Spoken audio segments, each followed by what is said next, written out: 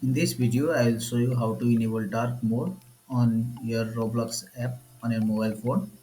It works on both Android as well as iOS. So let's get started. For this, go and open Roblox app on your mobile phone. After that, tap the three dots in the bottom right corner of the screen shown here.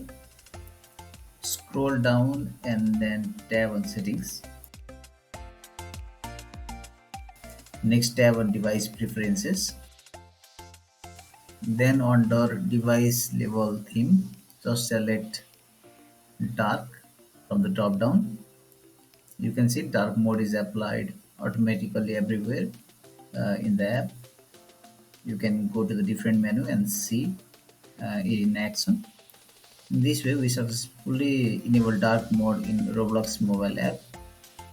This much for today. If you like this video, please like, share and subscribe to the channel, and also click on bell icon so that you will not miss any update. Thank you.